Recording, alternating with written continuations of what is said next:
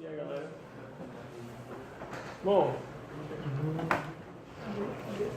primeiro uma foto de Felipe aí dançando. Pra descontrair um pouquinho. Essa palestra é mais de... Bom, mas antes de começar isso tudo, né, tem que ter um pouquinho de história, senão não tem graça. O carnaval, ele começa lá em Veneza, lá em Roma, na Piazza de São Pedro, de São Marco, até o Pátio São Pedro, que fica ali no centro da cidade, em frente à Basílica do Carmo, né? E a gente vai tentar narrar de como é que chegou aqui. Bom, primeiro, o Império Romano ele pode ter oficializado a safadeza toda, eu acho, botando o Carnaval, a Saturnália, como uma festa oficial, mas na expansão eles pegaram isso do Opep Festival no Egito e na festa de Dionísio, lá a festa de graça de Baco na Grécia, né? Eles trouxeram e oficializaram para o Império, nessas conquistas. E aí, com o passar do tempo, o Império foi cristianizado, né? Nasceu Cristo lá, tal, não sei o quê. E aí Constantino, o imperador, ele se converteu ao cristianismo e isso deu muito poder à igreja, né? A igreja se associou ao Estado a ponto de um cara chamado Gregório, ele criou o calendário oficial da gente, esse calendário é um calendário gregoriano, e oficializou o Natal e também o Carnaval, a Páscoa e também, consequentemente, o Carnaval, né? E durante muito tempo a Saturnália, que era o Carnaval dos romanos, e o Carnaval, eles conviveram juntos até a Saturnália deixar de ser isso e na forma da Saturnália mesmo. Com o calendário, o gregoriano, você regulamentou a Páscoa, que é o cálculo do Carnaval. A Páscoa é um período assim de poupar, você não comer muita carne, mas também ser mais regrado em tudo, né? E aí antes disso a galera, pô, daqui a passar 40 dias sem comer nada, eu vou botar para lascar.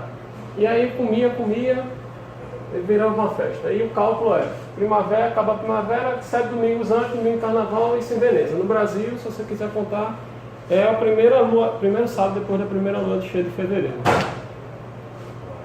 Isso aqui, beleza? Aí a igreja ela também tem influência nos antigos domínios do Império. Tem influência na França, na Inglaterra, na Espanha e na Lusitânia. De Portugal, com as navegações, saiu do Brasil, Nordeste e Pernambuco, né? E aí, tipo, por que Pernambuco é foda? É pelo seguinte. Primeiro que a gente sempre... Tem alguém que não é de Pernambuco aqui? Vai história, viu? Vai fazer o quê? Então... Tiago. De onde? Se vocês não tiveram certeza assim, se vocês que não são daqui não têm alguma certeza, a gente é foda, tá certo?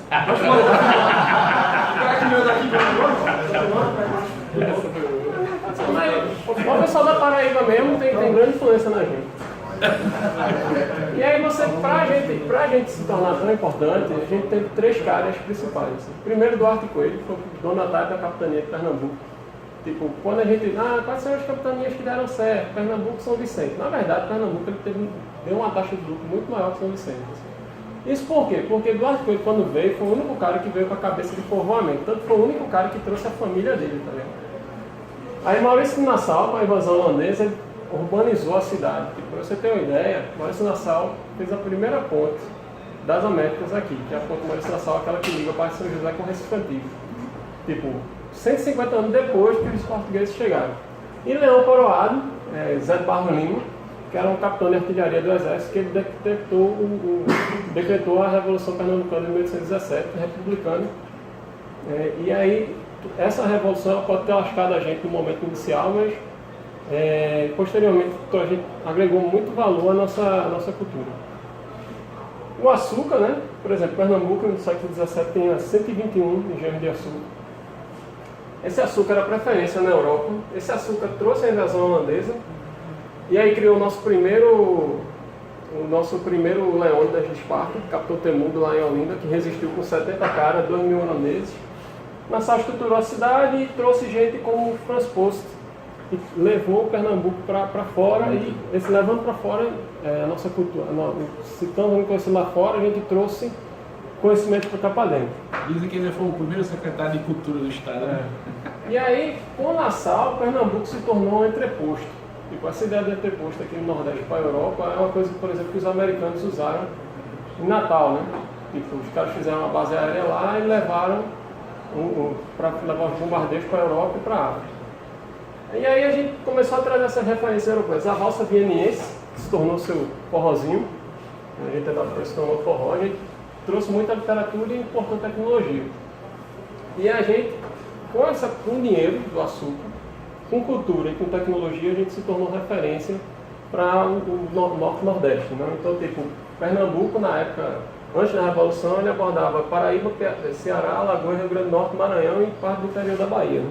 Ou seja, esse só existe por causa da gente. Essa é isso mesmo. Deixa eu complementar uma parada aqui que é importante, que é a divisão das capitanias hereditárias não é, obviamente, a divisão geográfica do tamanho do mapa do Brasil. A capitania de Pernambuco já incluía a Paraíba, o Ceará e o Rio Grande do Norte como parte integrante, tá ligado? Uhum. Por isso que eu sempre digo que Alagoas é o quintal da gente, né? A gente comemora todo ano, Bom, esse poder cultural... Como assim, você vai Esse poder cultural, essa presença dessas regiões, ela fez com que a gente importasse muitas dessas características. Por exemplo, as festas de reis, o Bumba Meu Boi e o sebastianismo que veio de Portugal. O sebastianismo era... O rei Sebastião desapareceu na batalha lá e a galera tinha esperança que ele voltasse. E a gente, com isso, a gente criou o foguete puramente próprio. Então, maracatu, afoxé, frevo e forró é nascido aqui. Essa influência são coisas tipo... Afoxé não tem nada a ver com a África, afoxé é aqui de Recife. E essa vanguarda ideológica e republicana, que foi em 1817, com a Revolução Pernambucana, a Confederação do Equador e a Revolução Praeira. Então, tipo, a gente, por conta que a gente tem cultura e intelecto aqui mais avançado do que o resto do Brasil, a gente não entendia por que diabos tem um imperador que diz que foi Deus que botou ele aí. A gente não, o povo tem que ter direito a voto. Mas por que eu estou dizendo isso tudo? Isso aqui é a espada de Leão Coroata no Museu da Abolição. Né? Por que eu estou dizendo isso tudo? Porque todos esses fatores colaboraram com a economia e essa economia se manifesta em cultura e cultura é manifestada no carnaval. E aí, o engenho, você ainda tem vários engenhos. Você, por exemplo, tem o engenho da Madalena, o engenho do Monteiro e Maçangana. Por exemplo, aqui na Várzea, você tinha 11 engenhos. Você vê como o engenho é forte na cultura da gente. Só em 2004 que a pauta de exportação de Pernambuco deixou de ser açúcar para ser derivado químico. Mas aí houve o declínio, houve a concorrência indiana, né? Muito engenho de São Paulo também.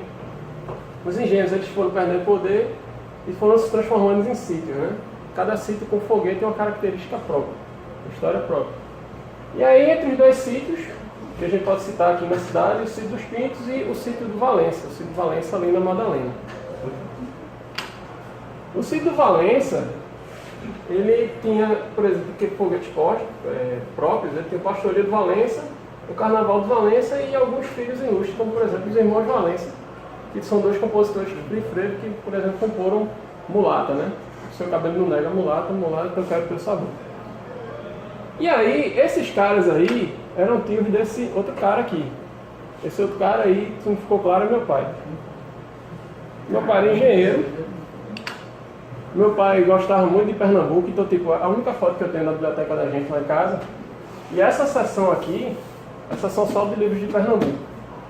Eu tive a sorte de já ler aí 80%. Meu pai era do Lenhadores, meu clube de lenhadores. Meu pai gostava de cavalo. E meu pai também era bom de papo, né?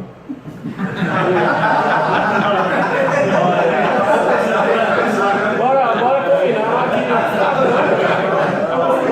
combinar aqui. Puta que pariu, velho. Tá bom demais pra ele. Se não ficou claro quem é essa, é minha mãe, Dona Lucelena. Uma criatura passa 9 meses.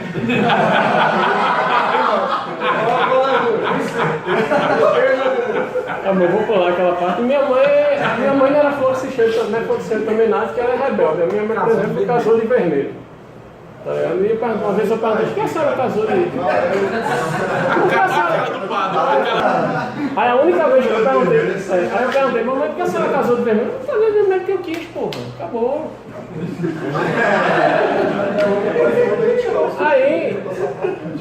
Os dois sempre foram muito boêmios, né? Sempre gostaram muito de carnaval, muito de sair, assim. E a minha infância ela foi crescendo, acompanhando ele na boemia e no carnaval, né? Então desde cedo que, por exemplo, eu tenho influência da cultura de Pernambuco. É bom de pau.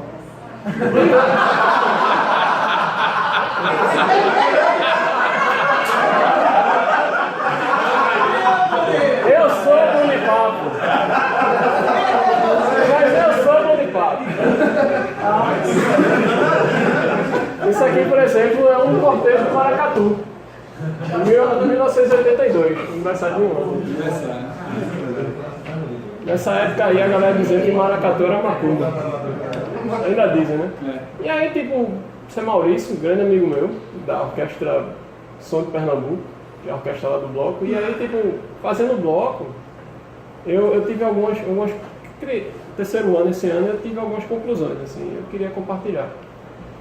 Então, tipo, Celéu e Charles, assim, só pra constranger meus colegas.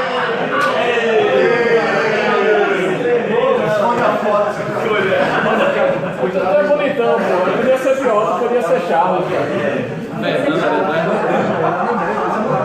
E aí você tem uns dados legais, assim, que a gente consegue extrair. Primeiro, o bloco é bom para a cidade. Em 2011, a prefeitura, cada real que a prefeitura investiu, R$11 foram movimentados à economia e a prefeitura arrecadou 3. E você, a rede hoteleira, ela alcançou 97% de ocupação. E aí, o carnaval, tornando a nossa cidade, o nosso estado conhecido, ele atrela outros negócios. Então, tipo, o cara chega aqui, eita, que carnaval massa, eita, porto digital, massa, eita, açúcar, engenho, produto químico, vou investir. E aí, tipo, fazer um bloco, isso é o Charlie, né? O boneco do bloco. E aí também é outra experiência legal que a gente cria ponto dentro da cidade. A gente escuta muito que o Recife é um ovo. Mas na verdade o ovo é o nosso nicho de convivência, né? Então, tipo, o cara anda por Espinheiro, Graças, Madalena, Torre e Aflitos, e todo mundo tem aquele mesmo ciclo social, todo mundo se conhece, é um ovo a cidade, mas na verdade não é, né? Tipo, então, por exemplo, de gente que eu contei para poder fazer o bloco diretamente, tipo, tem o Fernando, de Brasília Teimosa, que fez a feijoada, tem a orquestra de Maurício, que é lá do Bode, tem Valdir, que fez o estandarte, Nova Descoberta, tem as camisas do bloco em Ouro Preto, e tem Léo do Boneco de Guadalupe. Tipo, você exercita muito o seu ciclo social, a sociedade. Então, desde pequeno que eu não tenho problema com qualquer tipo de gente, porque no carnaval tem todo tipo de gente. Assim. Então, tipo, o cara pode ser trans, viado, náutico, torcedor de Santa Cruz, que tá Botou todo mundo junto, hein? E aí o bloco, então tipo, o bloco, quando vocês compram a camisa assim, é uma ajuda absurda. Você não tem noção não. E esse sentimento de contar com um monte de gente é massa.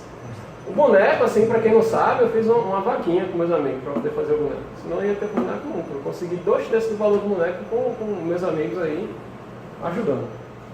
Então valeu aí.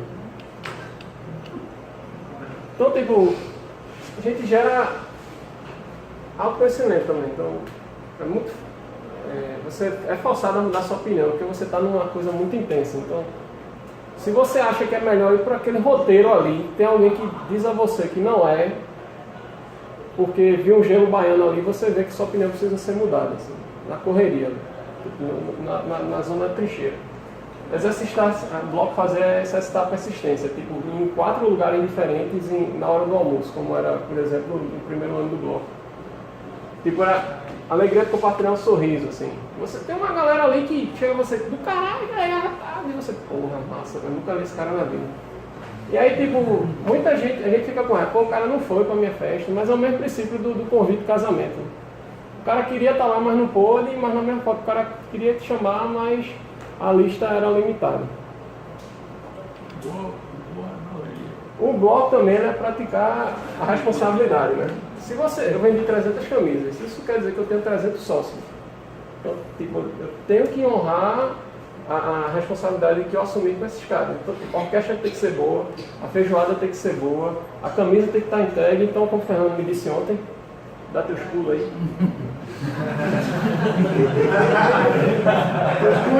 Dá teus pulos. E aí, cheguei à conclusão que fazer um bloco é praticar tudo que é preciso para ter uma vida melhor. Então, é vocês todos que me ajudaram a fazer o bloco e aquelas pessoas que não têm aqui, muito obrigado.